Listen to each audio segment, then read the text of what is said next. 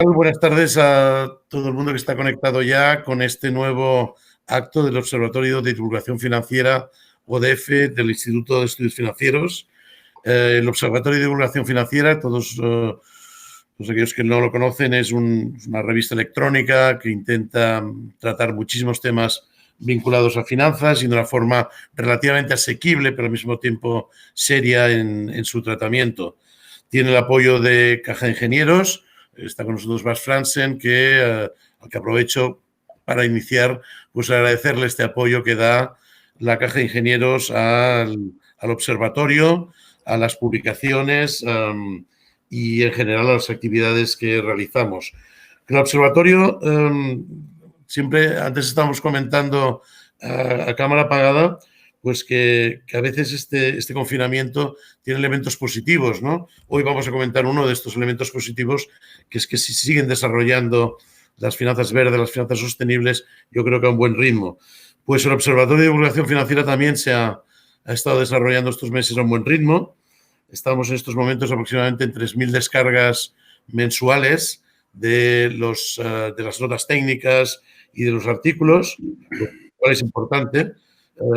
Y, por cierto, ya 300 descargas del documento de quien va a ser el ponente esta tarde con nosotros, y a quien, de antemano, pues agradezco que vuelva a estar en un acto del Observatorio de Divulgación Financiera y, de nuevo, pues atendiendo a nuestra petición de colaboración. Es Andrés Alonso, que es responsable de División de Innovación Financiera del Banco de España. A Andrés, realmente, yo creo que ahora estaba comentando no sé cuánto, quizás hace ya 1 año y medio o 2 que le escuché la primera intervención, hablando, por supuesto, de los nuevos riesgos que estas alternativas financieras nos generan a la práctica financiera, y me quedé bastante extasiado, ¿no? Porque un tema que para mí era muy complicado, pues logré entenderlo, evidentemente no al 100%, pero en un porcentaje bastante elevado. Y esto no fue mérito mío, que me conozco, sino que fue mérito realmente del ponente, Andrés Alonso, que tenía un amplio conocimiento y una amplia capacidad también para dirigirse al público. Estará con nosotros también en cuanto yo me calle, porque parece que tenemos un problema de solamente tener la posibilidad de 3 organizadores o presentadores a la vez. Por tanto, cuando yo acabe, se incorporará Salvador Torra, que es uno de los codirectores del observatorio y quien va a moderar un poco la sesión de esta tarde. Evidentemente, después le voy a dar la palabra cuando acabe, antes a Bas Fransen, que es director de Mercado de Capitales de Caja Ingenieros, que está hoy con nosotros, pues copresidiendo el acto, para decir que también es un usual de estos actos, y, por tanto, también a Bas, gracias por estar con nosotros. A ver, la sesión de hoy, los emisores soberanos ante la revolución sostenible, que es el título del paper, de la nota técnica que Andrés Alonso ha publicado en el observatorio. A mí me parece un documento muy interesante, un documento que tiene que tener seguro en poco tiempo es una segunda parte, una tercera parte, porque son temas que están evolucionando de forma muy importante. Pero esto, claro, esto lo decíamos a lo mejor en octubre o noviembre pasado, cuando nos veíamos presencialmente en Bolsa de Barcelona para hablar de un tema similar. Pero lo que ha ocurrido en estos meses, pues es tremendo, ¿no? Y también tremendo para las finanzas sostenibles, para las finanzas verdes. Ha habido, y nos va a comentar con mucho mejor Andrés, seguramente Bas, pues ha habido, ante todo, pues la constatación, ¿no?, de que la pandemia puede ser uno de los elementos que nos ponen en alerta para cambiar muchos paradigmas, ¿no? Y uno de los paradigmas también en nuestro sector es que, ya lo sabíamos, pero ahora lo sabemos más, pues que las finanzas sostenibles han de coger rápidamente el protagonismo, tanto en los aspectos de inversión como en los aspectos de financiación, que van a ser los que hoy vamos a tocar más en particular. Pero ha habido también pues unas que la Comisión Europea, yo diría antes incluso de la pandemia, preparando su presupuesto plurianual, pues ya determinando que los dos grandes o dos de los tres grandes objetivos que marcaba para los próximos años, pues iban a ser la sostenibilidad y la digitalización, ¿no? Y aquí se une pues el cambio para nuestro sector, para el sector financiero, pues se une fundamentalmente una cosa que es la innovación y el cambio. Por si esto no era suficiente, pues en el momento de poner en marcha todos los mecanismos, especialmente el New Generation EU, todos los mecanismos de recuperación económica puestos en marcha por Europa, pues se ha hecho, si era necesario, más hincapié todavía que una gran parte del destino, tanto de las subvenciones como de los créditos que van a conceder para la recuperación económica la Comisión Europea, financiados al mismo tiempo, pues directamente con financiación de la Comisión Europea o con emisiones de la Comisión Europea en los mercados, pues estos dos elementos, y en concreto el de sostenibilidad y el de finanzas verdes, van a ser uno de los objetivos máximos, ¿no?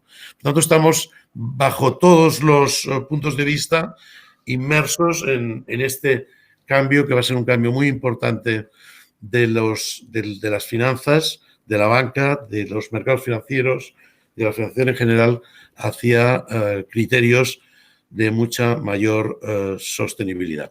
Este es un acto más. Yo no sé qué les pasa a ustedes, pero a mí particularmente casi tengo un overbooking tremendo de actos y eventos, sobre todo online, que hacen alguna referencia a algún tema de sostenibilidad, ¿no? Y a veces me confundo. Yo me he encontrado algunas veces pues entrando en actos que se habían acabado ayer, pero yo me pensaba que eran los que era aquel día, porque realmente te llegan tantos y tan variados y organizados por tanta gente que a veces pues dices, bueno, vamos a cambiar el tema, ¿no? Pero esto solamente implica lo importante que es realmente este tema.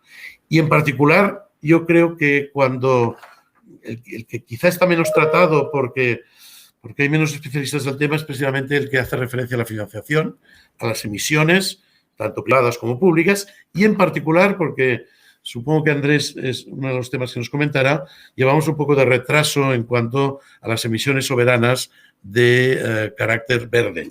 Y esto es esto supongo que será el corazón de la intervención. Bueno, no pienso, seguro que será el corazón de la intervención de Andrés, porque su documento va en este sentido y porque además porque conozco lo que va a hablar, ¿no? Los bonos verdes, su futuro y sobre todo los bonos verdes de emisiones soberanas, pues estarán en el centro. Y cómo pueden ir evolucionando, cómo pueden ir aumentando y repito, qué características y qué variaciones pueden tener. Bueno, yo creo que sí que hasta aquí he llegado, quizá demasiado. De nuevo, muchísimas gracias, Andrés Alonso, por estar de nuevo con nosotros. De verdad que es un enorme honor y placer tenerte de nuevo aquí. A Bas Fransen por acompañarme en el co-chairmanship de esta sesión y de nuevo lo he hecho a Caja de Ingenieros su apoyo. Decirle a Caja de Ingenieros que mantenga su apoyo porque es tremendo en este 2020 cómo hemos crecido en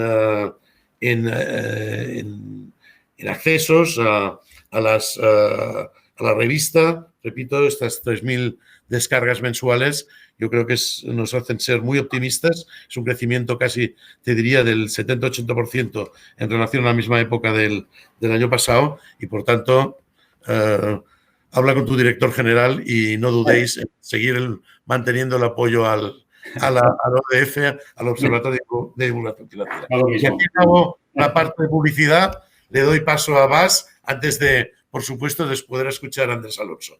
Un saludo. Perfecto, muchas gracias, Josep, por la introducción y también, obviamente, en nombre del Grupo Caja de Ingenieros, bienvenidos a todos. Muchas gracias por encontrar este momento para conectarse a este webinar y venir a escucharnos. Por tanto, gracias, Josep y Jeff, gracias, Salvador, por ser el moderador de esta tarde y, por supuesto, gracias Andrés por ser una vez más ponente de un evento de ODF, ¿no? Como ya comentaba Josep, el año pasado yo también estuve en la sala escuchándote y puedo confirmar las palabras que comentaba Josep. La verdad es que fue un placer y estuvo que este tarde va a ser muy interesante también. Unas palabras de razonamiento, pues gracias por supuesto al IEF por la organización de este acto, pero sobre todo ya por la creación del ODF, ¿no? Ya hace poco más de 10 años, recuerdo que hace poco celebramos el aniversario de 10 años. Como has comentado tú, nosotros desde nuestra fundación colaboramos con vosotros porque básicamente pensamos o conseguimos plenamente en su objetivo, que es promover la educación financiera tan necesaria, ¿no? A través de la publicación de notas, artículos y conferencias o actos, o como queramos llamar, de este estilo, ¿no? Como nosotros en Caja Ingenieros somos colaboradores de ODF, también tenemos la ocasión, yo y otra persona, de participar de vez en cuando en el comité editorial, ¿no? Y, es decir, de primera mano puedo afirmar el buen trabajo que se hace ahí, con un grupo de voluntarios que están constantemente pensando en nuevas ideas, búsqueda de autores, organización de conferencias. Por lo tanto, desde aquí también gracias a Salvador y Jordi, digamos, los co-directores de este comité, y también a los demás, Agatha, Sergi, Mario, Luis y David, ¿no? Muchas gracias por el trabajo que estáis haciendo. El tema de hoy, totalmente en línea con lo que comentabas, Josep, me parece un tema muy interesante, de fuerte crecimiento y muy actual, pero básicamente también porque conecta tendencias a corto plazo y a largo plazo, ¿no? A corto plazo, tú lo mencionabas, desgraciadamente estamos en una situación histórica, y lo digo con tono negativo. Sabemos todos que a principio de año, el mes de marzo, abril, el FMI ya dijo que estamos ante la mayor crisis económica de los últimos 100 años, ¿no? Que es mucho decir, porque ha pasado cosas por el camino, ¿no? Y esto hace, obviamente, aparte de tener muchísimas consecuencias negativas, hace que los emisores soberanos están obligados a emitir cantidades de emisiones de deuda que antes no tenían. Recuerdo simplemente que se estima que el déficit público de España será aproximadamente un 14-15% este año, ¿no? Muy lejos de los niveles de 2, 3, 4% que teníamos hasta hoy, ¿no? Y pienso, en cuanto a emisores, pienso por supuesto en el propio Estado, pero también en el ICO, también en las comunidades autónomas y también en emisores europeos como la propia Unión Europea, ¿no? Ese es el impacto, digamos, a corto plazo. Pero a largo plazo, como tú anticipabas antes, Josep, pensamos, y está claro, que la reconstrucción de la economía que debemos conseguir entre todos, y en parte gracias al apoyo que viene de Bruselas, que viene de la Unión Europea, es una fantástica oportunidad para acelerar la tan necesaria transición hacia la economía sostenible, ¿no? Obviamente no es únicamente un tema financiero ni bancario, pues sí que es verdad que pensamos, y hay muchísimas iniciativas regulatorias a nivel mundial y sobre todo en Europa, pensamos que tiene que ser el sector bancario y financiero que debería, como mínimo, jugar un papel importante en esa transición, sobre todo, obviamente, a través de los flujos de financiación. ¿Cuál es la idea? Pues básicamente dos. Por un lado, a través del impulso de inversiones socialmente responsables, ¿no? Ya sabemos, los fondos de inversión, los fondos de pensiones, las carteras gestionadas, que incorporan en su análisis los factores ASG, los factores ambientales, sociales y de buen gobierno. Eso sería uno. Y el segundo sería, que va más conectado con el tema de hoy, la emisión de deuda, las emisiones de deuda cuya financiación va directamente dirigida a proyectos verdes y sociales, ¿no? Los famosos green bonds y social bonds, que es el tema que comentaremos hoy, ¿no? La emisión por parte de los emisores soberanos de bonos verdes y bonos sociales. Un tema con fuerte crecimiento. Antes de empezar lo comentábamos con Andrés y seguramente Andrés lo explicará. Hay un crecimiento espectacular, tanto por parte de las emisiones como por parte de la demanda por parte de los inversores institucionales. Quizás el mejor ejemplo, como anécdota, es la emisión de hace, creo que fueron 2 semanas, la primera emisión de la Unión Europea para financiar el programa SURE, ¿no? Como sabemos, el programa SURE es el programa social de la Unión Europea que ayuda a financiar los ERTEs de los diferentes países de la eurozona, ¿no? La Comisión, con la Unión Europea, consiguió en un día emitir un importe de 17.000 millones, un importe bastante récord, sensiblemente superior a emisiones habituales de países como España y Alemania, pero consiguió en una mañana una demanda de 230.000 millones para este bono, emitiendo a tipos negativos. Para ponerlo en perspectiva, este importe es el 20% del PIB de España o, por ejemplo, el 2-3% del PIB de la eurozona. Algo que muestra clarísimamente la fuerte demanda que existe en el mercado para los bonos sostenibles, ¿no? Si queremos resumirlo. Finalizo ya. Como sabéis, nosotros en Grupo Caja Ingenieros, tanto como cooperativa como modelo de banca sostenible, nos comprometemos claramente con los avances hacia la economía sostenible, por supuesto desde nuestra fundación, pero también como entidad en general, a través del plan estratégico, a través de nuestra adhesión al Pacto Mundial de la ONU o su variante financiera, el UNEFI, pero sobre todo, y quizás de forma más conocida, a través de nuestro negocio de inversión colectiva, ¿no? Los fondos y las pensiones. Nos consideramos pioneros, uno de los pioneros en este país en el tema de la inversión socialmente responsable. Recordar que en 2006 nuestra gestora lanzó su primer fondo ISR, hace casi 15 años ya, y el año pasado fuimos la primera gestora en España que lanzó un fondo de inversión cuya inversión va dirigido al cumplimiento de los Objetivos de Desarrollo Sostenible de la ONU, ¿no? Los ODS.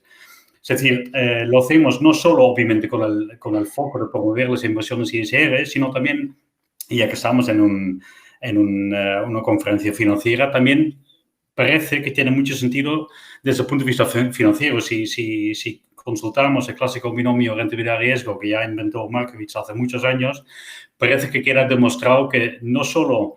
O sea, que a nivel financiero tiene mucho sentido invertir en compañías que dedican un esfuerzo a incorporar los factores A, S y G en su política empresarial, en su estrategia, porque son compañías que en momentos de pánico, momentos de volatilidad de los mercados, y desgraciadamente sabemos mucho de ello desde hace años, son esas compañías las que muestran mayor resiliencia, mayor estabilidad en cuanto a sus construcciones bursátiles. Por lo tanto, un tema importante con el objetivo de promover esta transición hacia la economía más sostenible, promover las inversiones ISR, sino también desde el punto de vista financiero, ¿no? En definitiva, y a cabo, confiamos, por tanto, mucho en el rol del sector bancario financiero en esta problemática, en esta cuestión que tanto nos importa. Por lo tanto, encantados con la iniciativa de hoy y más encantados aún con la participación de Andrés, que seguramente nos va a hacer una presentación muy interesante respecto al tema que hemos comentado. Nuevamente, muchas gracias a todos y muchas gracias por escucharnos. Adelante, Andrés, por mi parte. Muy bien, muchas gracias. No sé si Salvador. Sí, solamente quisiera hacer una pequeña mención. Buenas tardes a todos, soy Salvador, soy el responsable del Comité Observatorio de Divulgación Financiera. Dos cositas muy cortas, porque Soler ya lo ha comentado.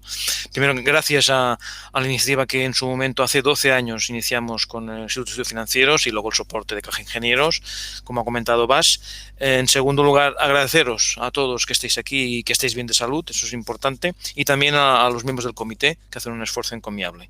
Con respecto a Andrés Alonso, solo quería hacer un poco más de mención en su currículum para que sepáis quién es. Es un economista senior del Banco de España, como han dicho antes, trabaja en la división de innovación financiera y se centra en finanzas sostenibles, como es normal, y el uso de técnicas de machine learning, que antes hemos estado hablando, en banca, y antes trabajó 3 años en la Comisión Europea tratando temas de regulación bancaria y 10 en el ICO, como ha comentado. Finalmente, y para no alargarme demasiado, antes de dar la palabra a Andrés, con respecto a la operativa del acto, comentarles que durante la exposición de él, a través del chat, pueden enviarme o enviar las preguntas. Yo las resumiré de alguna manera y se las pasaré al ponente una vez terminado, siempre teniendo en cuenta que el acto es corto y, por tanto, en función un poco del tiempo que tengamos, pues el ponente nos contestará a las preguntas que nosotros hagamos. Muchas gracias y, Andrés, por favor, adelante. Muy bien, pues muchas gracias, Salvador, Bas y Josep, por la invitación al evento. Viene a raíz de un artículo que, como habéis mencionado, hice para el Observatorio de Divulgación Financiera, en el cual, después de esa presentación que recordaba Josep, me invitasteis me ofrecisteis el reto de hablar sobre un tema de innovación que encontrara especialmente relevante dentro del campo de la sostenibilidad, ¿no? Entonces, precisamente a través, de una pequeña reflexión llegué a la idea de que uno de los aspectos que quizás menos estaba mencionando, pero que posiblemente más potencial tuviera, sería tratar de los bonos soberanos. De ahí un poco el origen de querer explicar cómo los bonos soberanos son importantes dentro del campo de las finanzas sostenibles. Así, salto directamente El punto de partida es muy optimista hoy en día. Favorablemente podemos decir que no tenemos ninguna duda sobre que el cambio climático es especialmente importante para la sociedad. Es uno de los principales factores que tienen en cuenta hoy en día la sociedad, tanto en España como en Europa, y la degradación del medio ambiente es una de las amenazas que tenemos principales tanto para la economía europea como internacional, y de hecho, aterrizándolo en Europa, tenemos el ejemplo del Pacto Verde Europeo, que establece un plan de acción para impulsar el apoyo de la biodiversidad y el uso eficiente de los recursos ambientales. Este es un primer punto que me gustaría resaltar, que yo cuando hablo de sostenibilidad intentaré siempre hacerme referencia a biodiversidad, no únicamente a capital natural, no únicamente a carbono, ¿vale? Este es uno de los puntos también que poco a poco iremos hablando cada vez más. Actualmente, siempre que hablamos de cambio climático, hablamos de gases de efecto invernadero y hablamos de la concentración de estos gases de efecto invernadero y el impacto que tiene sobre el calentamiento global. No obstante, ya en el Pacto Verde Europeo y en todos los grupos de trabajo internacionales, regulatorios, etcétera, siempre encontraremos referencias al medio ambiente. No obstante, el primer punto de partida, y donde es importante también empezar a poner objetivos y establecer metas, es en la descarbonización de la economía. Por eso pongo aquí una de las frases que establece el European Green Deal, el Pacto Verde Europeo, donde su presidenta von der Leyen hace una referencia a la descarbonización en 2050, que actualmente es incluso más ambiciosa, pero sobre todo para establecer cuál es la importancia del sector público en esta descarbonización de la economía. Me parece muy llamativo la referencia a las finanzas públicas, donde dice que public finance must lead the way. Public finance, el sector público y las finanzas públicas deben liderar esta transformación. Y obviamente se trata de un reto de un volumen, como veremos, muy grande. Por lo tanto, la colaboración público-privada es esencial. Y el sector privado aquí está, como dice von der Leyen, para poner escala. Nada podría hacer en sí mismo únicamente el sector público sin la escala y el potencial o el músculo que pondría el sector privado. Pero nadie niega que las finanzas públicas deben liderar con el ejemplo y deben dar y establecer el marco sobre el que se espera que se actúe en el sector privado. En este sentido, la coyuntura actual que han mencionado muy bien tanto Josep como Bas en la presentación es que la actual crisis del COVID-19 ha cambiado radicalmente la situación con respecto a hace unos meses. La crisis económica es absolutamente innegable, es que posiblemente la primera vez o desde hace históricamente muchísimos años que tenemos una crisis tanto de oferta como de demanda. Esto va a significar un cambio importante y una necesidad de tomar un tiempo en la recuperación, pero quizás la forma de describirlo, que yo creo que es más ilustrativa y que trato de hacerlo desde un punto de vista más optimista, es cuando definimos esta crisis como el gran reset, the Great Reset o el gran reseteo. A diferencia de la crisis de 2008 que se definió como la gran recesión, en este caso podemos pensar en que el shock que hemos tenido tanto de oferta como de demanda es una oportunidad innegable para compaginarlo con la transformación o la transición ecológica que estábamos comenzando a afianzar en Europa y en el mundo en general. De este modo, me gusta resaltar los números que hay detrás de esta oportunidad. El plan de inversiones del Pacto Verde Europeo habla de una movilización de hasta 1.000 millones de euros en los próximos años. Y esta movilización de capital va a venir, sobre todo, por la parte de apoyo supranacional de la propia Unión Europea, lo cual es una gran novedad y que, repito, me referencio a Bas, que ya mencionaba esa misión del programa SURE de bono social, que haremos referencia de nuevo a ello un poquito más adelante, y de los presupuestos nacionales. Se espera también la colaboración a nivel nacional de cada uno de los países. Y, de nuevo, todo con colaboración público-privada. Pero es importante poner en contexto y saber de a qué tipo de cifras nos estamos enfrentando. Aquí digo que el 30% de InvestEU se va a destinar con fines medioambientales, pero es que vamos más allá. El 30% se ha anunciado hace muy pocos días. La Comisión Europea ha anunciado que el compromiso es todavía superior, porque será el 30% de Next Generation, el gran programa marco que engloba InvestEU y muchos más apoyos. Se va a destinar tanto a fines sociales como medioambientales. Esto significa que el programa SURE, el bono social para financiar todo el impacto sobre el desempleo, puede tomar un importe de hasta 100 billones, 100.000 millones. Es verdad que el primer tramo, como ha dicho Bas, ha sido emitido ahora con una grandísima sobredemanda, pero es que el volumen esperado total de emisión bajo este programa de bono social, por una parte de un ente supranacional, puede ascender hasta 100.000 millones. Y la parte de bono verde hasta 800.000 millones de euros, lo cual llevaría a una emisión en bonos temáticos de en torno a 900.000 millones de euros. Esto es una absoluta novedad, quizás impensable, solo sea por la parte del acuerdo político que requiere detrás de ellos y que refleja la voluntad o la necesidad de poner al sector público al frente de esta transformación y transición ecológica. ¿Y cómo se va a hacer esta transición desde el punto de vista de producto financiero? ¿Cómo se va a implementar o poner en la práctica todo este compromiso de las finanzas públicas? El instrumento pionero, sin duda alguna, es el bono verde, aunque colateralmente podremos mencionar alguno más. El bono verde, y por la estructura muy vinculada a la emisión en mercado de capitales, incluso más que bancarizada, de Europa, es el origen de toda esta transformación y transición ecológica. ¿Dónde hemos llegado actualmente en emisiones de bonos verdes? De bonos soberanos y no soberanos. Hemos actualmente rebasado un hito que se encontraba en el trillón, en los 1.000 millones de bonos acumulados emitidos como bonos verdes. Pero lo que es todavía más importante, esta emisión centrada solo en Europa no se está haciendo únicamente para refinanciación de emisiones. Estamos empezando a ver en el mercado a nuevos emisores que se incorporan a este mercado. Aquí vemos que las estimaciones, las proyecciones del Banco Central Europeo son que superaremos los 120.000 millones en 2020, obviamente en parte impulsados por los bonos también, por el apoyo del Pacto Verde Europeo y la necesidad de justificación de los fondos y de las ayudas que recibirán los países, pero como vemos en el gráfico, los nuevos emisores en amarillo van a significar una parte importante de esta emisión de bonos.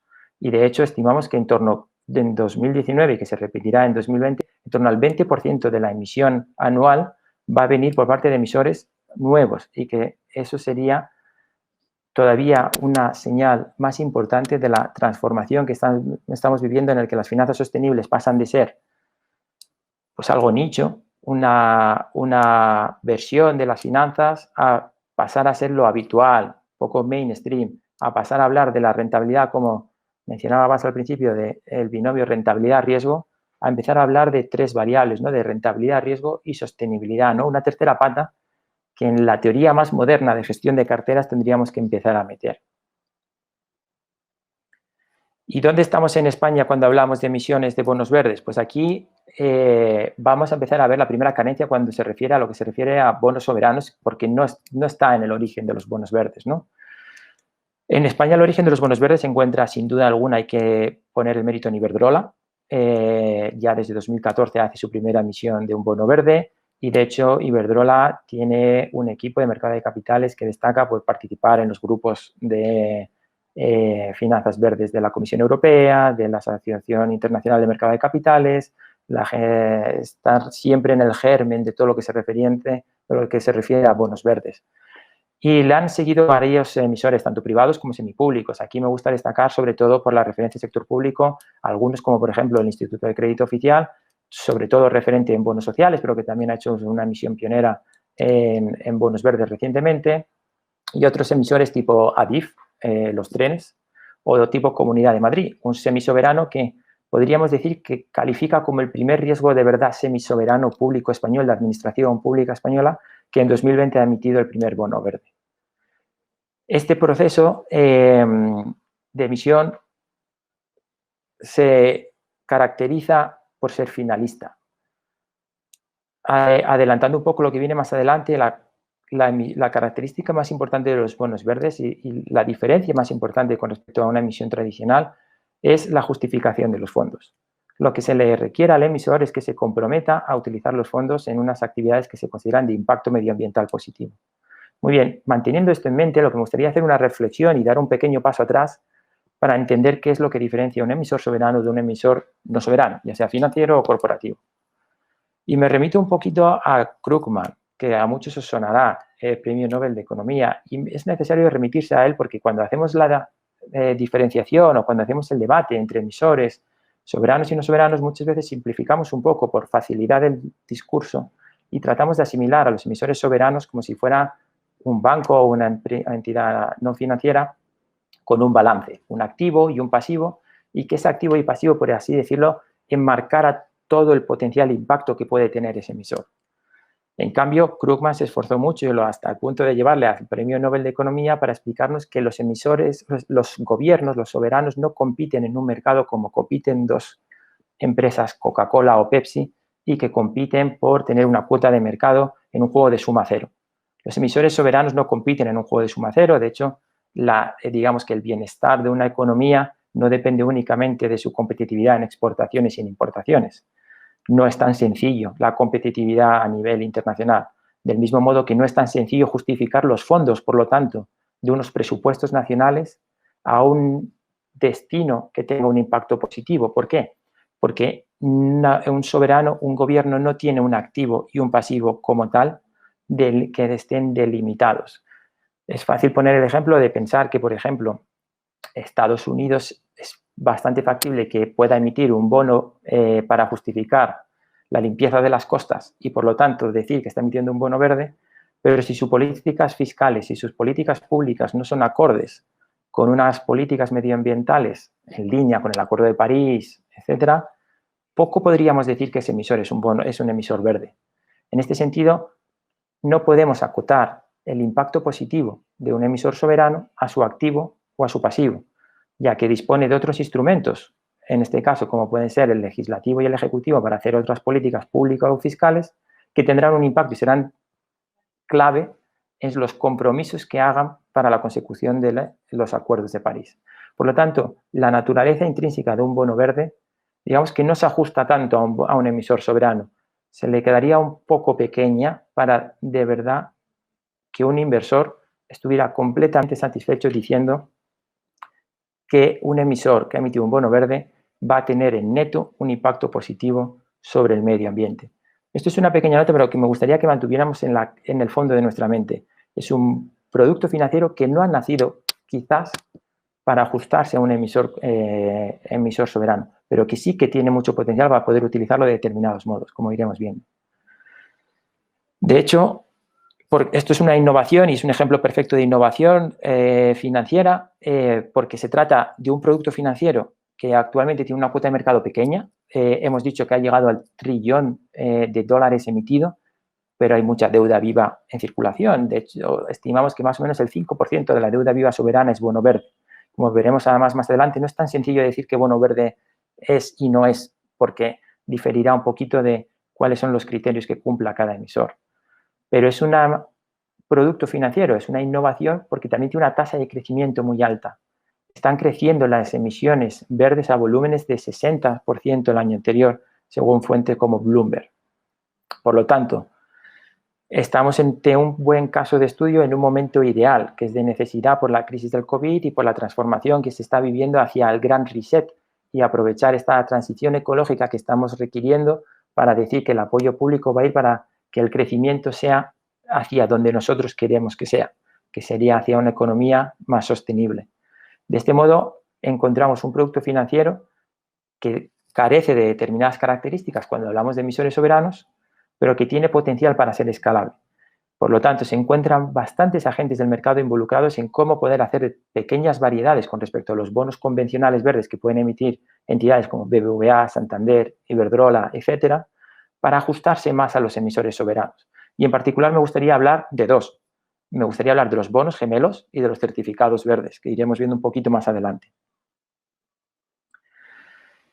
Creo que es bastante ilustrativo empezar viendo el origen de del mercado de bonos verdes. En 2007, el IPCC, el organismo que, digamos, organiza a nivel científico las proyecciones climáticas que van a surgir hacia los próximos años en su informe AR4, es un poco nomenclatura técnica, pero básicamente es, digamos, que es el consenso científico de si va a haber calentamiento global o no y bajo qué escenarios. Llegan al acuerdo de que el cambio climático existe y tiene un origen antropogénico.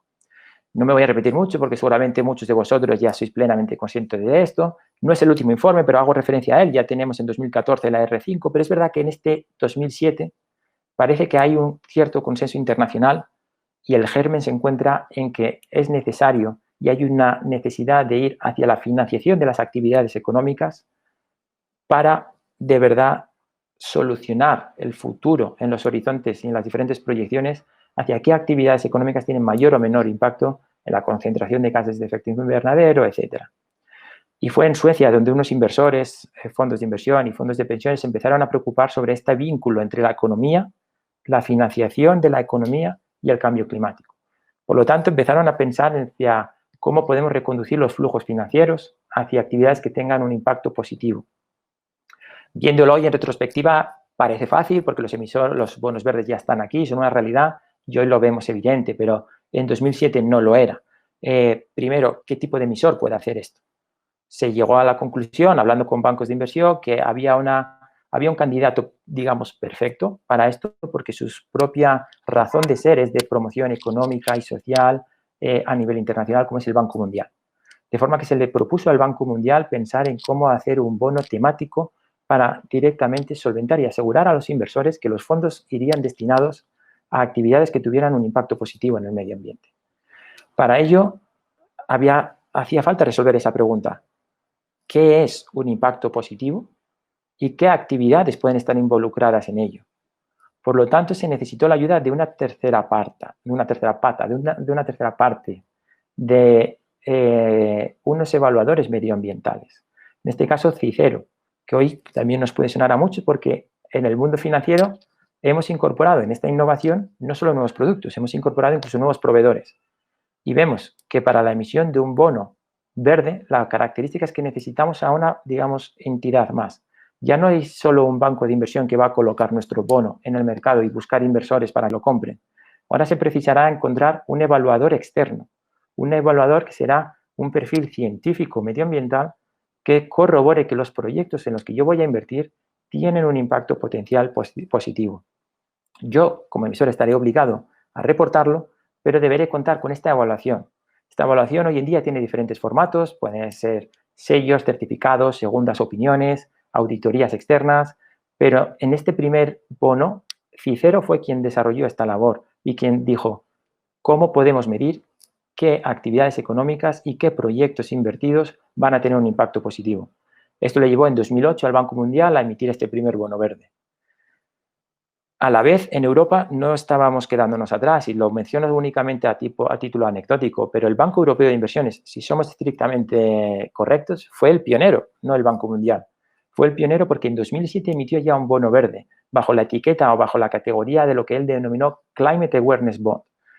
Estos bonos nacían con una naturaleza estructurada, un origen, digamos, mucho menos bonito medioambientalmente, nacían con una razón de ser mucho más financiera porque nacían como un estructurado que buscaba un pick-up, un extra de rentabilidad a través de diferentes derivados. ¿Y por qué nació? Porque fue en los momentos en los que, tras el acuerdo del protocolo de Kioto, empezaban a desarrollarse los primeros incipientes mercados de derechos de carbono. En ese momento el BEI aprovechó esa cotización de ese activo financiero exótico, digamos, para estructurarlo e introducirlo en un bono que pagaría en función de la evolución de esos derechos de carbono. Por lo tanto, todo el desarrollo que ha tenido los bonos verdes, irónicamente el más complejo, es el primero. El primer bono que emitió el BEI, digamos que no hemos vuelto a ver una estructura tan compleja como ella. Porque la amortización, como digo, te permitía redimir derechos de carbono, por lo tanto, cobrar una rentabilidad en términos de carbono equivalente, y además la rentabilidad estaba vinculada a un índice como sería en este caso el FTSE4Good, una versión de un índice sostenible de FTSE Russell. Es interesante ver cómo el origen o el finalista, en este caso del BEI, no es tan bonito como el del Banco Mundial, que por eso lo pongo como ejemplo. Pero técnicamente el primer bono verde es este del Banco Europeo de Inversiones.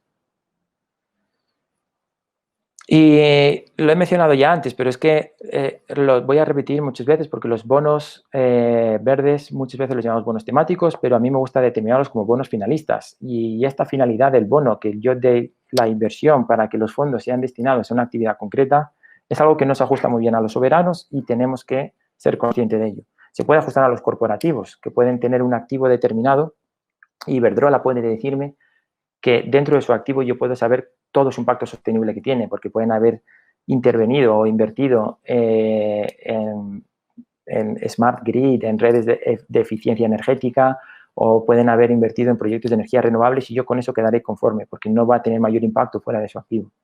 Los financieros, lo mismo, sus carteras de inversión pueden determinarlas que van destinadas a unos activos, a unas actividades económicas u otras, pero un soberano nunca se va a quedar ahí porque a través de las políticas públicas y de los impuestos siempre podrá tener un impacto mayor. Por lo tanto, no es hasta 2016 que vemos a Polonia emitir el primer bono verde. Y si alguno conoce un poco la naturaleza industrial de Polonia, es un poco también curioso ver que quizá no es el país que, digamos, más alineado con una descarbonización acelerada de su economía, ¿no? Es un país que tiene una fuerte dependencia de la minería y del carbón, tal cual, algo de bastante residual en Europa. Precisamente Polonia es uno de estos que diríamos más contaminantes en este sentido. Le sigue gente como Holanda, le sigue gente como Bélgica, Francia, Irlanda y países más pequeños. Tenemos incluso Islas Fiji, tenemos Nigeria, tenemos Indonesia, tenemos Chile. Tenemos, es verdad, soberanos que han tardado en llegar.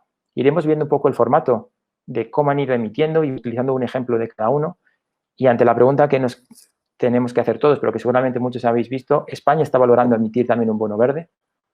Lo está valorando, lo lleva diciendo todo el año 2020 y no se descarta de aquí a final de año, pero con seguridad es algo que va a hacer. Y también con seguridad es algo que está entrando activamente en el debate sobre cuál es la mejor estructura para emitir un bono verde. Y vamos a ver por qué. Un bono verde tiene que existir porque tiene que haber una razón financiera detrás. No habría bonos verdes si no hubiera una razón financiera detrás.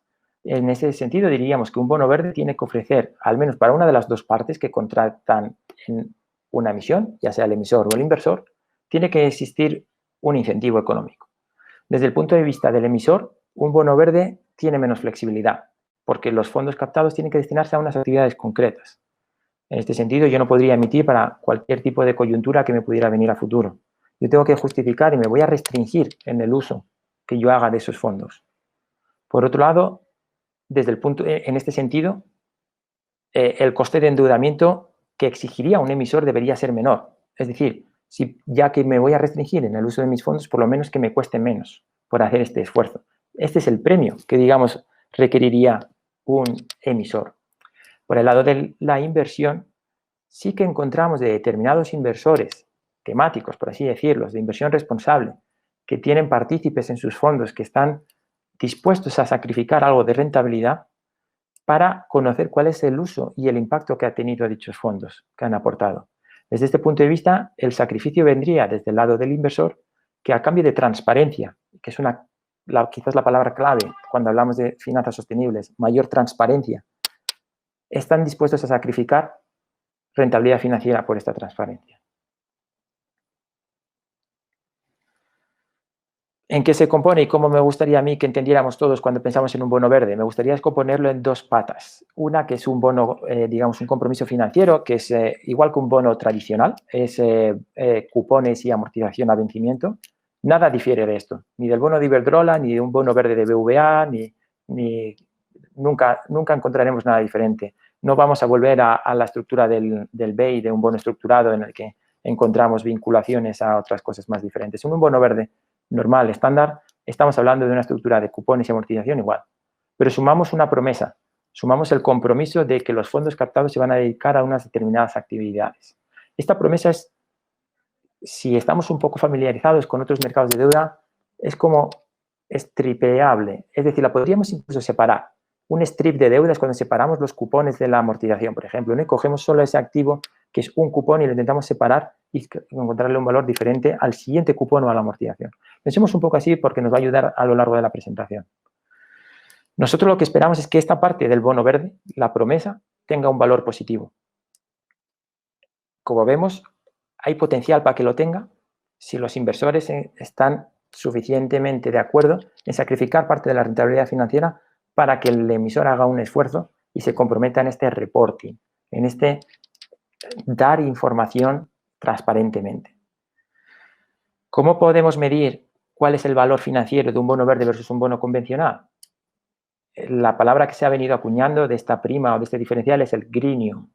Y por greenium entendemos la prima en el sentido de que si miramos el precio de un bono verde y el precio de un bono convencional, diríamos que el bono verde tiene que tener un precio mayor, o el descuento si hablamos de rentabilidades, que diríamos que un bono verde tiene que tener una rentabilidad, digamos, teóricamente, a priori, ligeramente menor, por lo menos para que tenga sentido económico y sea sensato emitirlo. ¿Es el greenium algo que empíricamente vemos en el mercado? Es complicado. Yo voy a aceptar y voy a poner el consenso de, digamos, la académico actualmente, que si cogemos la media de todos los artículos que vienen intentando estudiar esto, diríamos que hay 1.2 puntos básicos en media de menor coste financiero para el emisor de un bono verde respecto a uno equivalente de un bono convencional. ¿Cuál es la dificultad que técnicamente tenemos para medir este greenium? Necesitamos tener dos bonos que sean iguales. Muy difícil comparar dos emisiones que tienen lugar con un volumen diferente, en un momento diferente, en unas condiciones de mercado diferentes. Por lo tanto, todas las aproximaciones que se hacen para estimar cuál es el valor financiero de un bono verde carecen de este problema de partida. Siempre la aproximación que se encuentra a nivel académico suele ser la construcción de un bono, digamos, marrón, en el sentido de tradicional, sintético equivalente.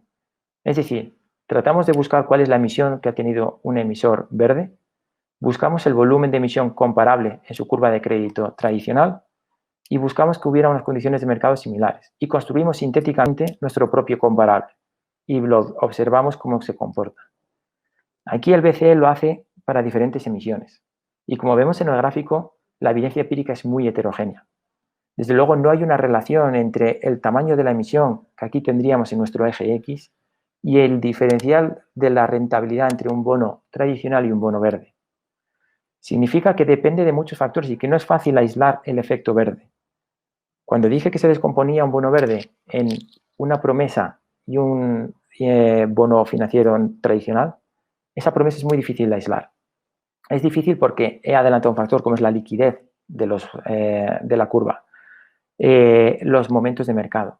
Por lo tanto, vamos a quedarnos con la intuición de que suele haber un greenium que sería esperable, pero dependerá mucho de las condiciones de cada emisor, del momento y de cómo evoluciona el mercado, porque no vamos a negar que hay un cambio de régimen cuando hacemos estos estudios y que es uno de los problemas de los que más adolece la estimación de una greenium. En finanzas, a diferencia de otros campos académicos donde podemos estudiar el comportamiento a lo largo del tiempo de algunas variables, existen muchos cambios de régimen. No es lo mismo lo que pasaba pre-COVID que post-COVID. Por lo tanto, comparar cualquier cosa que cambia en los regímenes de cómo se comportan esas variables va a ser muy diferente. Sin indagar más en la parte estadística, aceptaremos que hay un pequeño diferencial greenium, pero estadísticamente es difícil justificar que es realmente robusto. Pero esto es una mala noticia, pero tan mala noticia viene otra buena noticia, y es que como muchos de vosotros seguro que sois conocedores por el lado de la inversión, no todo es rentabilidad, y el binomio que también mencionábamos al principio de rentabilidad-riesgo tiene más factores. Necesitamos también estabilidad. Ese riesgo muchas veces es desviación típica, es volatilidad. Y es muy interesante averiguar si las condiciones de este activo financiero, que es un bono verde, difieren de las características financieras de otro activo, como es un bono tradicional, en otra variable que determina el rendimiento ajustado al riesgo de un inversor, aunque no sea estrictamente la rentabilidad de los cupones. En este caso, la volatilidad.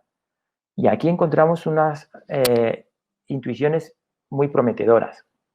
Lo primero es que la base inversora de este tipo de bonos suele ser más estable.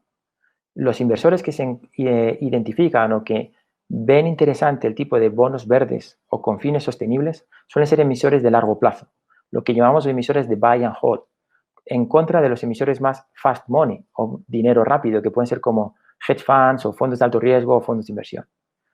Aseguradoras, fondos de pensiones suelen quedarse con estos bonos en sus carteras y buscar el rendimiento vía cobro de los cupones y amortización, no buscar el rendimiento vía movimientos del precio de estos bonos para comprarlos y venderlos.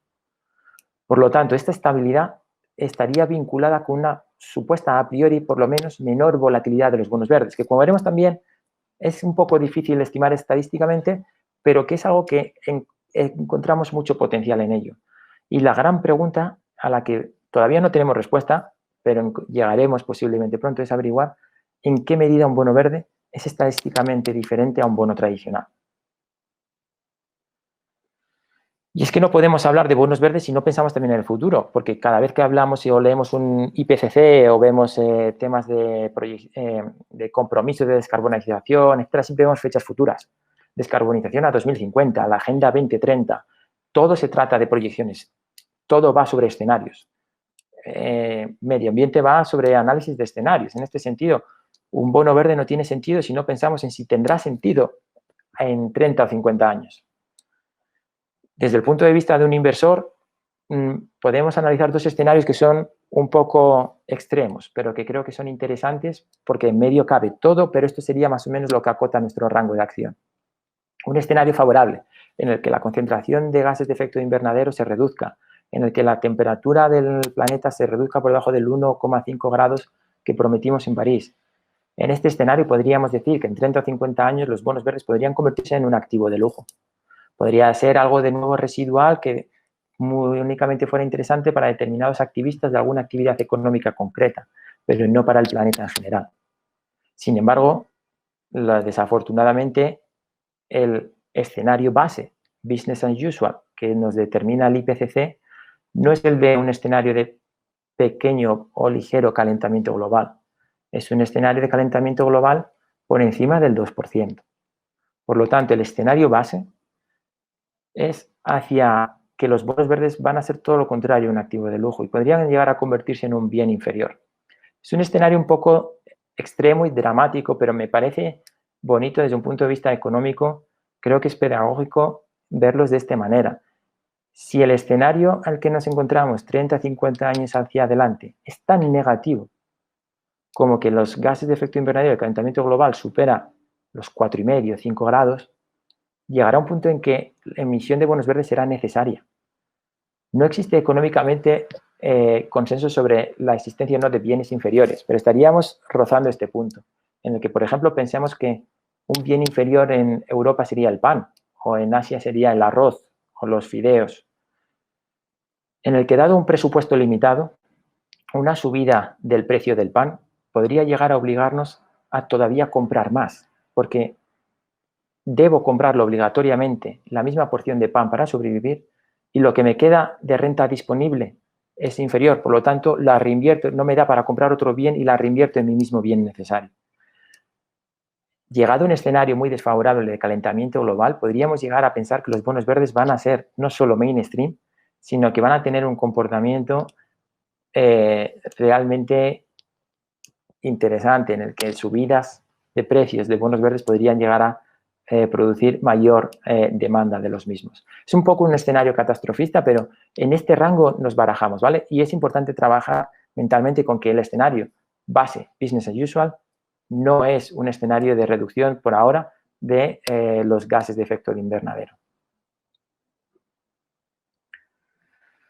Llegamos así al primer emisor soberano. Ya sabemos en qué consiste un bono verde, ya sabemos de dónde vienen los bonos verdes y ya sabemos más o menos la razón de ser de estos bonos verdes. Fue Polonia quien en 2016 emitió el primer bono verde soberano bajo los principios establecidos por ICMA.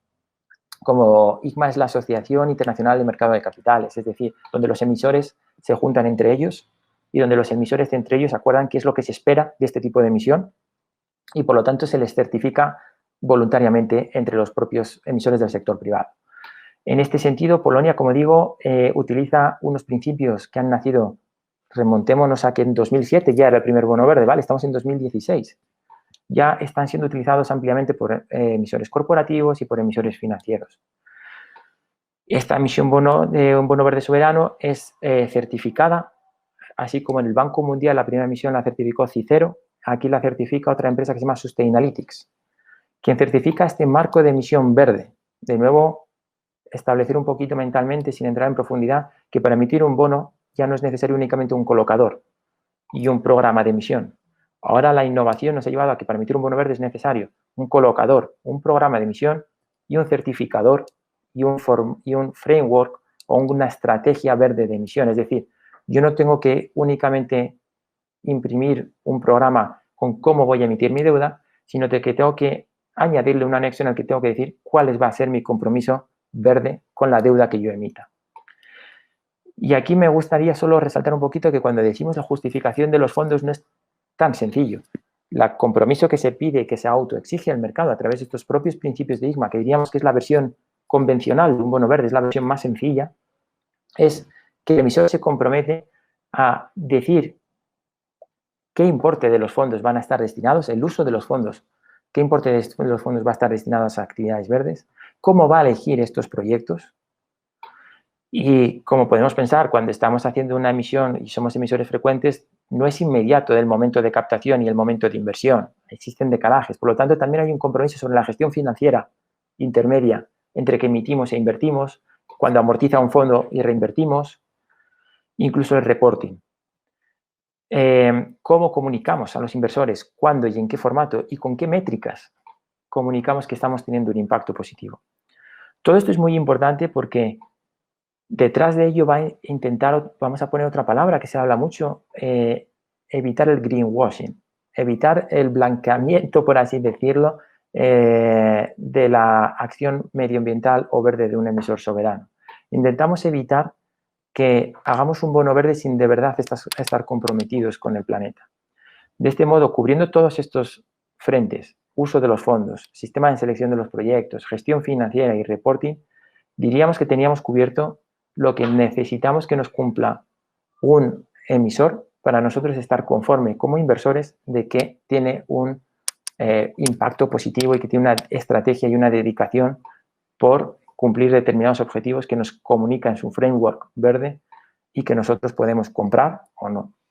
En este caso, Polonia, cuando emitió con 8 puntos positivos extra de coste de funding con New y Supreme, emitió con prima positiva, es decir, aquí no hubo greenium. También es verdad que, como decía, no es algo que tengamos que ver siempre, no es algo robusto, digamos que es algo que sobre el papel justificaría la existencia de estos bonos, pero en este caso hay más factores que intervienen, como digamos, como por ejemplo, la diversificación de la base inversora que podía estar buscando Polonia.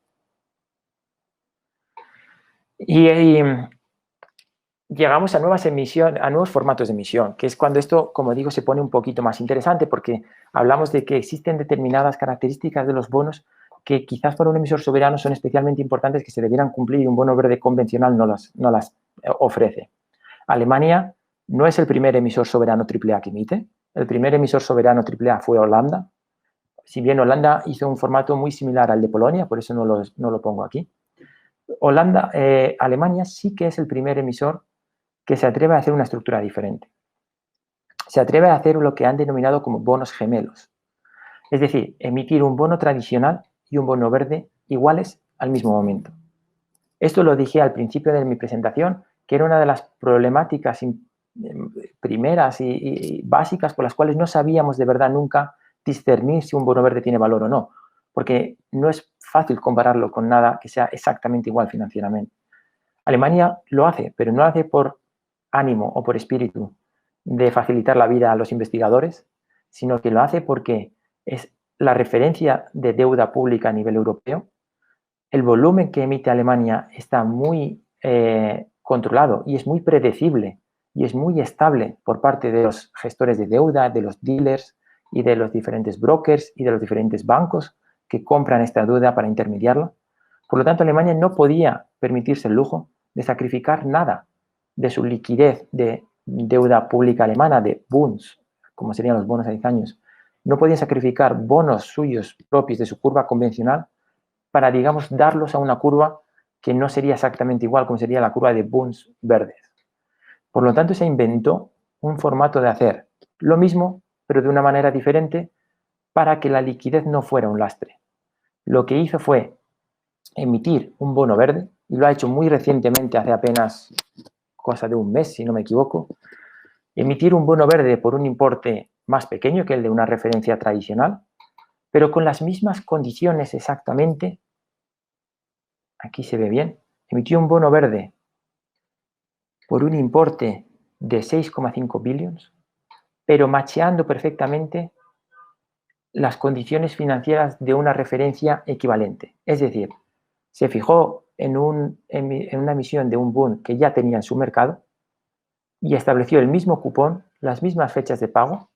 Recordamos lo que dije al principio, que es la primera parte de este paquete verde en la que consiste un bono verde, y las machea perfectas. Y no solo machea las condiciones financieras, sino que emite, a la vez que emite un bono verde, subasta a la vez y emite el mismo importe en bono marrón. No me gusta marrón, vamos a decir tradicional. Para no mermar y no eliminar liquidez, pero no lo deja en circulación. Es decir, no aumenta su ratio de deuda pública, recompra directamente esa parte que emite de bono tradicional. Por lo tanto, emito 6,5 billones de bono verde, a la vez emito 6,5 billones de bono tradicional y recompro los 6,5 billones de bono tradicional. De esta manera, esos bonos existen en el mercado, los pongo a disposición vía repos. No vamos a entrar tampoco en la casuística financiera, pero digamos que esto permite al mercado hacer disponible, tener disposición de ese papel público alemán sin contar como endeudamiento propio del emisor, de manera que tenemos mismo vencimiento, mismo cupón, mismo pago de mismas fechas de pago de intereses y de vencimiento, y solo difieren en el IN, es decir, legalmente son dos bonos diferentes, y los volúmenes de emisión y la fecha de emisión, porque como dijimos, primero nace el bono tradicional y después se ajusta a un bono verde. Es un pequeño cambio para el emisor, pero es un gran cambio, digamos, mejor, es un pequeño cambio para el inversor, pero es un gran cambio para el emisor. Ahora el emisor no sacrifica su curva tradicional de crédito, va a tener la misma liquidez y profundidad en su curva tradicional de crédito, que es importante especialmente para emisores como Alemania, que son la referencia de todo el mundo y que no puede reducir la oferta de papel. Y en cambio el inversor está recibiendo lo que para él es básicamente un bono verde tradicional, convencional, pero además con una opción extra, con un valor añadido, que si yo quiero salirme e intercambiarlo y hacer un switch o intercambiar el mismo bono, cambiárselo a un intermediario de mercado por un Bund, yo lo puedo hacer. Me puedo deshacer de mi bono verde por la razón que sea y comprarme exactamente el mismo bono, pero sin ese compromiso verde. Financieramente diríamos que ofrezco más que un bono convencional como el de Polonia, Holanda, etc.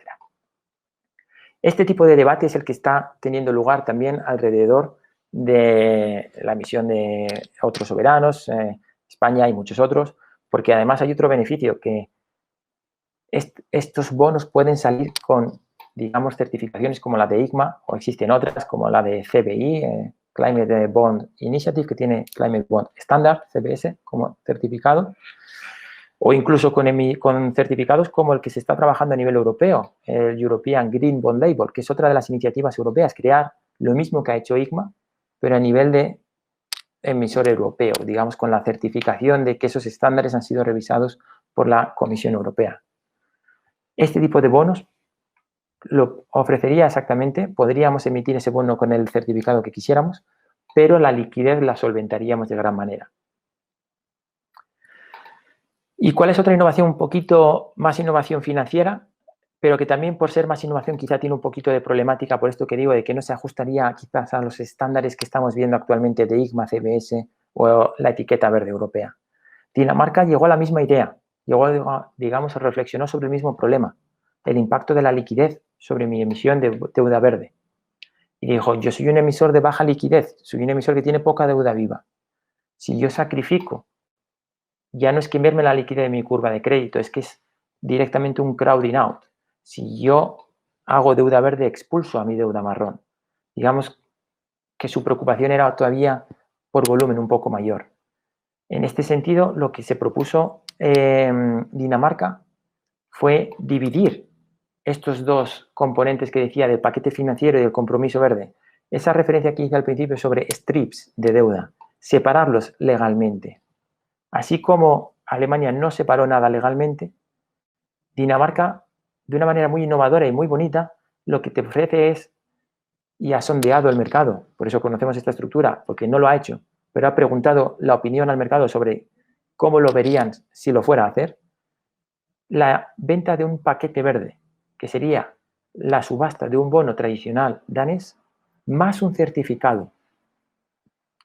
Vamos a poner un pequeño esquema que ofrecen ellos para que igual lo ilustre un poco mejor, en el sentido de que un bono verde danés sería igual a un bono convencional, a un bono de curva de crédito tradicional, sin compromisos medioambientales, más un certificado, más un papel, literalmente, que nos dieran, en el cual el emisor se compromete a utilizar los fondos con un fin verde o responsable.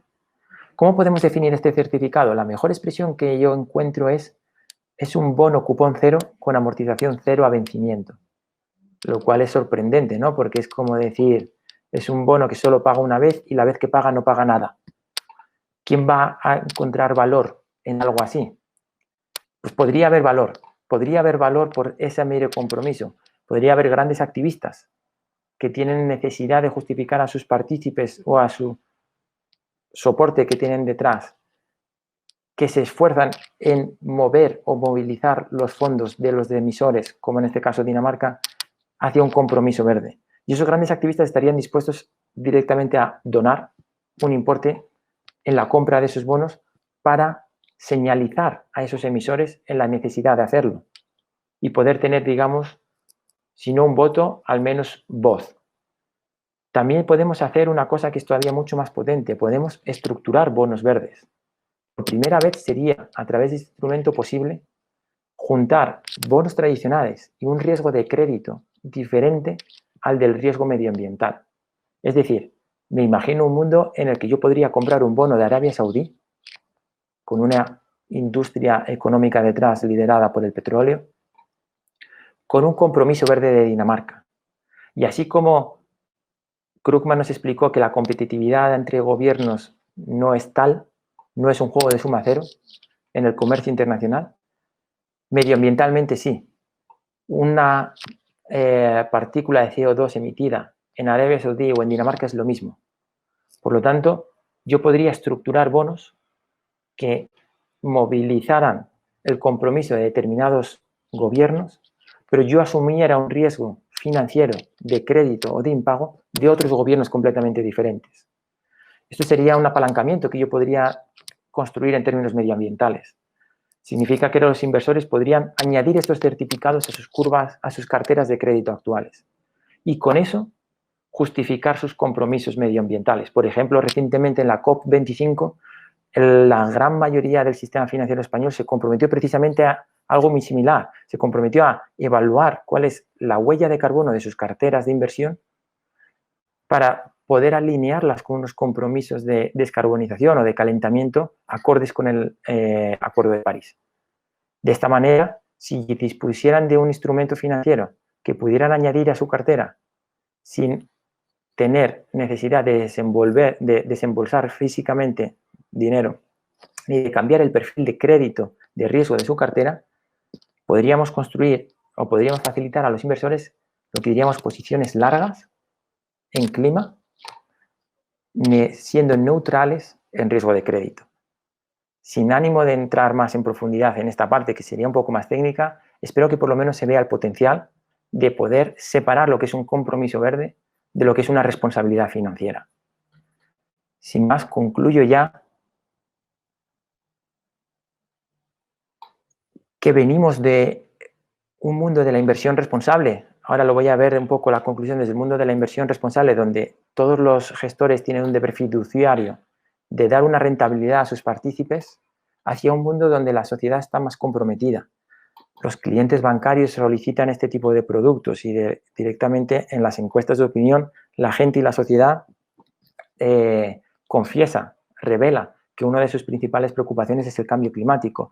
Por lo tanto, vamos de un deber fiduciario a un deber también sociomedioambiental, hacia donde no solo importa la rentabilidad, ni siquiera importa solo la estabilidad o la volatilidad, sino que hay una tercera variable que podríamos introducir en la construcción de nuestra, digamos, frontera eficiente, en la construcción de nuestra cartera óptima. No solo podríamos verla a través de dos variables, sino que idealmente en el futuro cercano podríamos verlo a través de tres variables, en el que fuera rentabilidad, riesgo y sostenibilidad. Los emisores soberanos tienen un papel fundamental en esta labor. Los emisores y los gobiernos soberanos deben liderar este camino y esta transformación. Y el sector público-privado, el sector privado debe seguirles. Para ello es necesario los bonos verdes, que han sido el instrumento pionero y ha sido el instrumento catalizador de este gran cambio, pero para ganar escala y para ganar amplitud y profundidad en este mercado necesitamos ver más formatos. Necesitamos ver cosas como lo que ha hecho Alemania o ideas como las que propone Dinamarca. En ese sentido, pues no cabe más que abrazar un poco la creatividad en términos de innovación financiera que empezamos a ver y ver hasta dónde estamos llegando, pero desde luego mi lectura del mercado soberano verde es optimista, si bien nos encontramos en un momento clave en el que los emisores empiezan a ver ahora la necesidad, no solo el interés, en emitir en este tipo de bonos. Y sin más, yo finalizaría aquí. Así que cualquier pregunta que pudierais tener, encantados de contestar si me la sé.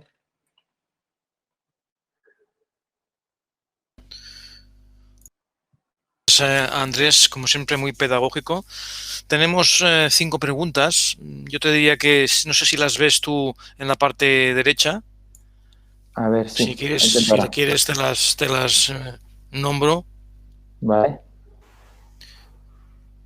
La primera sería de Javier. Dice, si es compatible, teniendo en cuenta que el restar implica reducción y cambio de hábitos de consumo y a menos necesidades, un crecimiento de rentabilidad.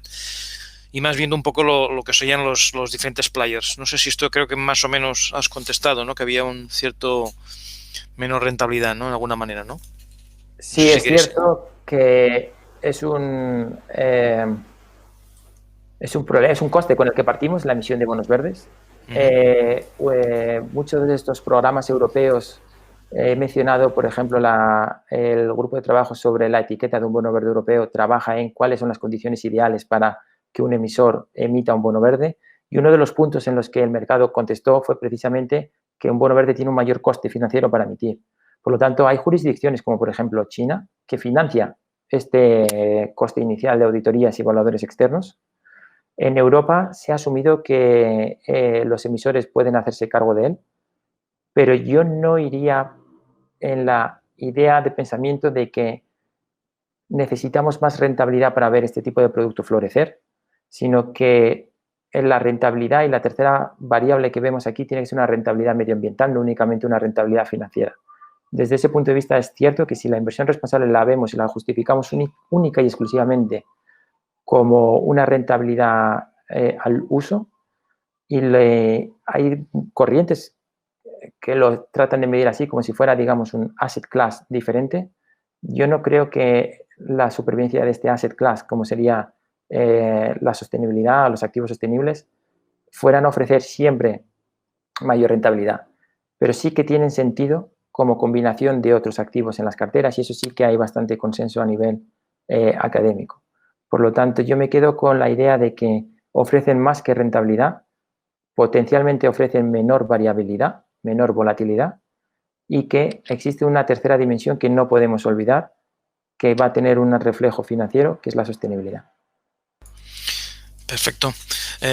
Luego tenemos a Héctor, que nos comenta, en relación a la emisión de bonos gemelos a nivel soberano, ¿crees que se puede extender al sector privado o cuál sería el sector valiente que puede ser pionero en la emisión de bonos gemelos? El automovilismo tradicional, aunque con más destino a fondos, assets verdes. ¿Cómo lo ves? Sí, es muy buen punto. Efectivamente, no tiene por qué ceñirse a bonos soberanos, y de hecho existen emisiones de bonos gemelos de algún corporativo italiano por ahí, que al menos que yo haya tratado alguna vez para ver alguna serie. Por lo tanto, no descartaría en absoluto porque, como dije, ofrece, digamos, lo mismo de potencial más un añadido. Es verdad que el hecho de volver a la circulación de determinada parte de esa deuda a la que tiene que recomprar y devolver vía repo es una gestión de la deuda característica de un emisor soberano, y es un esfuerzo característico que de por sí ya hacen los soberanos. Las subastas inversas, etcétera. Es una actividad que se ajusta bastante a un soberano, pero no tiene por qué no verse en otros emisores. Y desde referencia al sector automovilístico, efectivamente, es uno de los grandes transformadores.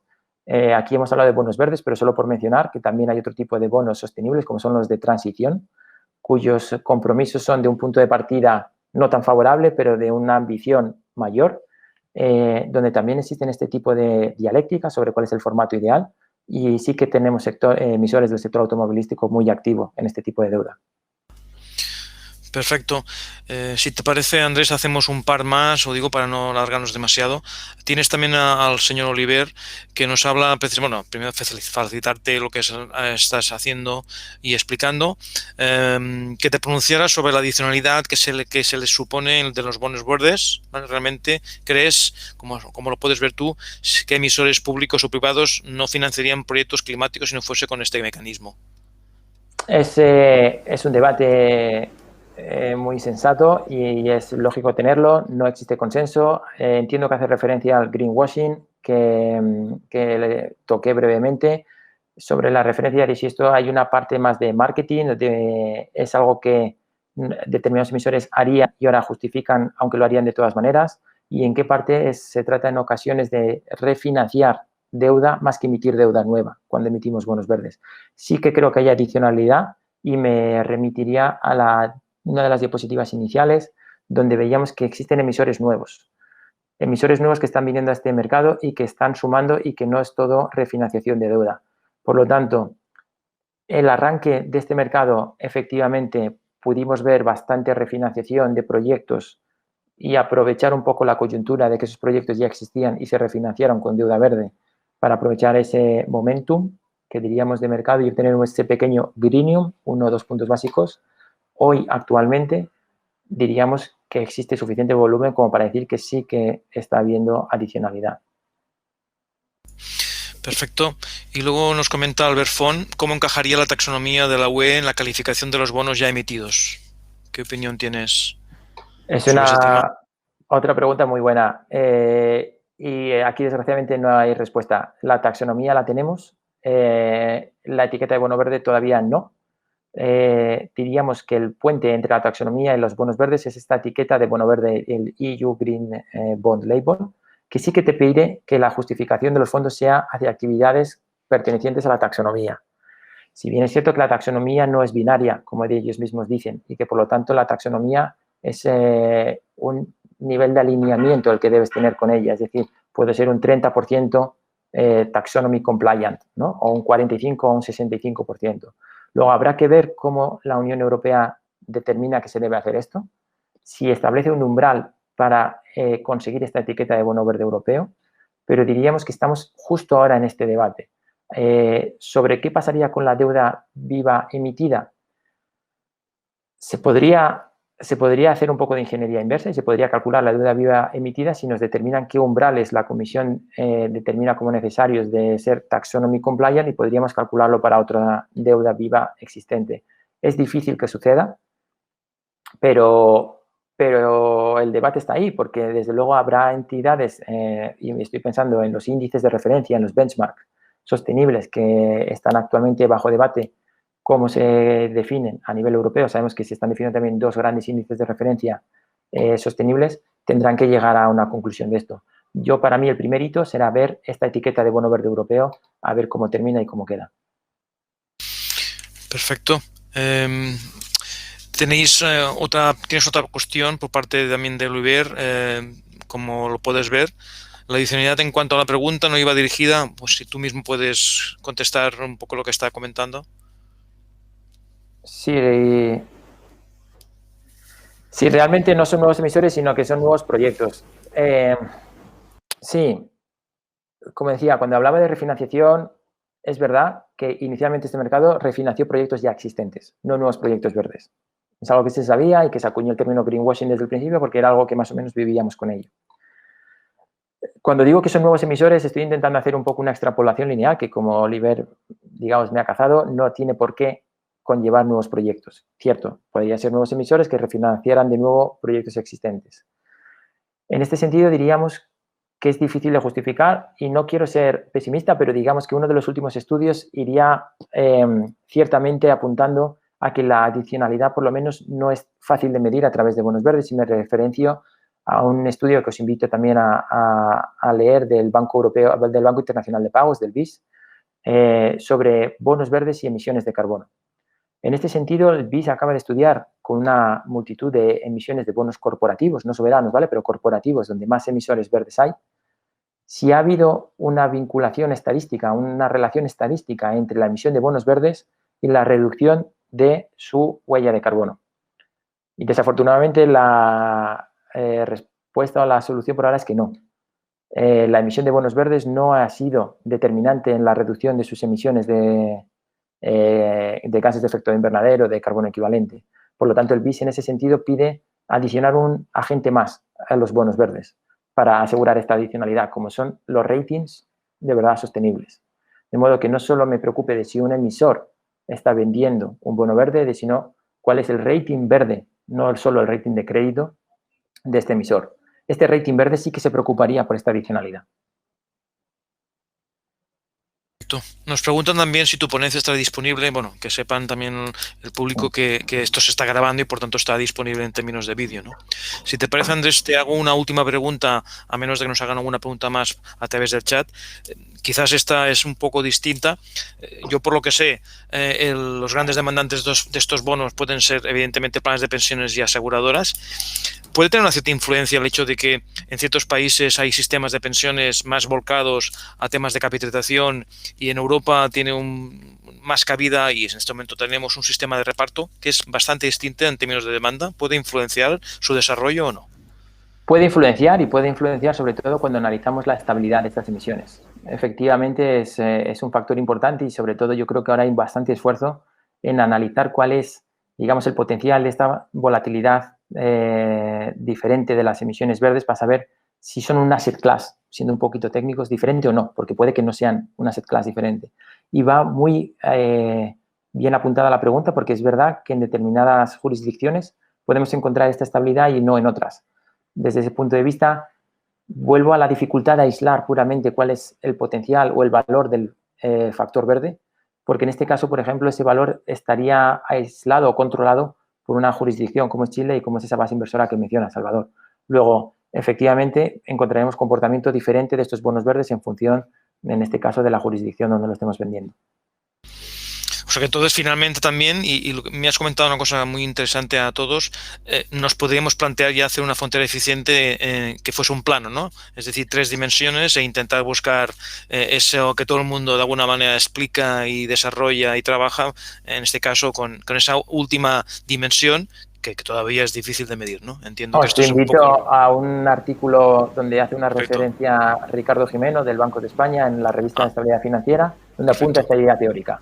Es un desarrollo todavía meramente teórico, pero es una forma que yo creo que es muy ilustrativa a la hora de hablar de inversión responsable un poquito más avanzado, no solo como exclusión, no solo como best in class, sino directamente como una frontera, no una superficie eficiente, ¿no? No una frontera. Exacto. Me parece para la gente que puede estar interesada en investigar o más en teoría de carteras, es una vía de crecimiento seguro. Muy bien, señores. Yo ahora intentaría aplaudir todos, pero evidentemente lo hacemos cada uno en nuestro sitio en concreto. Yo te agradezco mucho las explicaciones. Supongo que no hay ninguna pregunta más. Hemos alargado lo máximo que has podido porque te explicas muy bien y como siempre ha sido un placer compartir contigo tus conocimientos y espero que los demás también estén satisfechos por lo que hemos explicado. Muchas gracias y hasta otra. Gracias de nuevo, Salvador. Un abrazo. De todo el instituto. Gracias. Muy bien. Hasta luego. Buenas noches.